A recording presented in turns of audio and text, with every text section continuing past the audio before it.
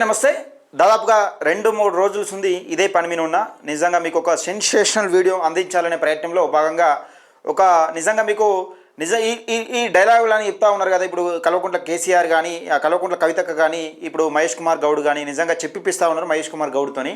ఇక సమన్వయం, సమతుల్య స్థానం, సామాజిక తెలంగాణ అని కవితక్క అంటున్నారు. ఇక మహేష్ కుమార్ గౌడ్ మాత్రం సమన్వయం అని చెప్తా ఉన్నారు. నిజంగా మరి మంత్రి పదవులు 2014 నుంచి సరే, అంతకుముందు అంటే ఎవరు పరిపాలించరు ఏం కదా అనేది దాన్ని ఒక స్పెషల్గా ఒక వీడియో చేసే ప్రయత్నం చేస్తా.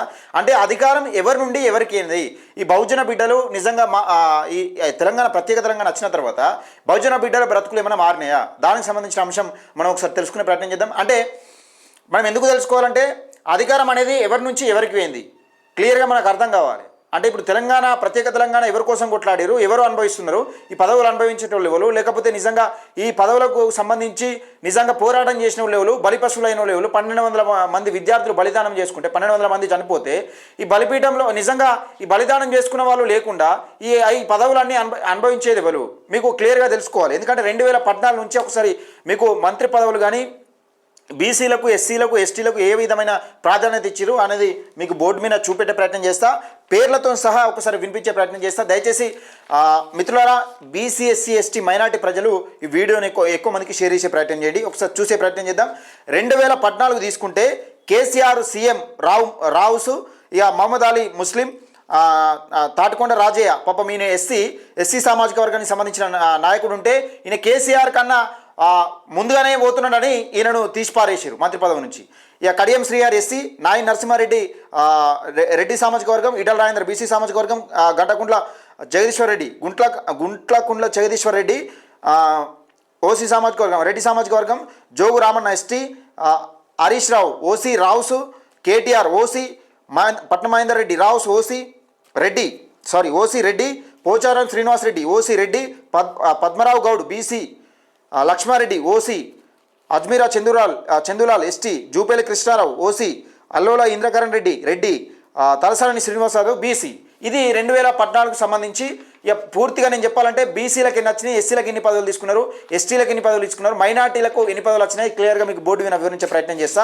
మరొకసారి 2019 అంటే 2018 డిసెంబరు 13 నాడు ఎన్నికైన మంత్రివర్గం ఏ విధంగా ఉన్నదని చెప్తా. కేసీఆర్ ముఖ్యమంత్రి, ఓసీ రావుస్ సామాజిక వర్గం, మహమ్మద్ అలీ ముస్లిం, Allola Indrakaran Reddy, Talasani Srinivas Yadav BC, Gantakandla Jagadishwar Reddy, Etela Rajender BC, Singireddy Niranjan Reddy, Koppula Eshwar SC. పాపం ఈయన స్టేజ్ మీద బాబు జరగా బాబు అని ఈయన ఒక్కనికే ఇచ్చిర్రు.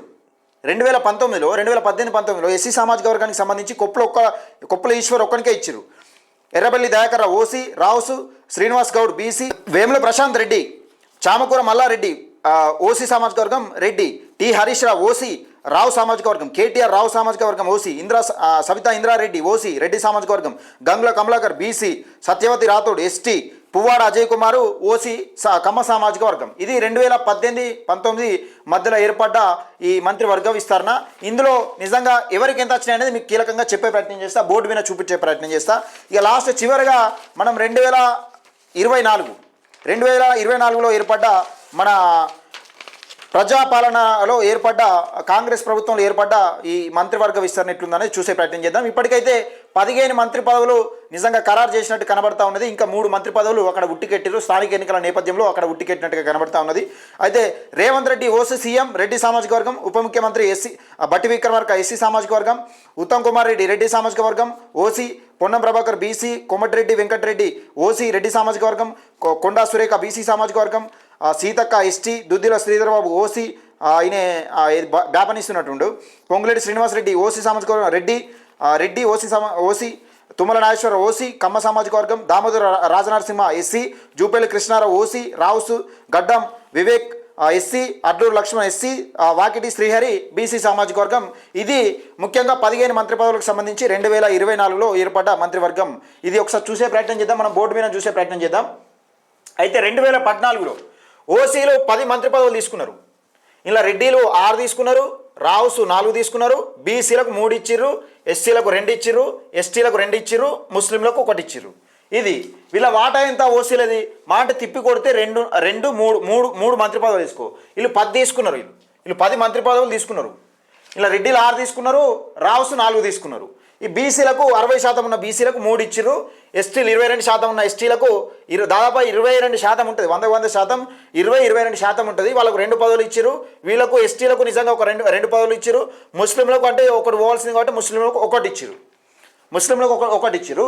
ఇది 2014 సంబంధించింది.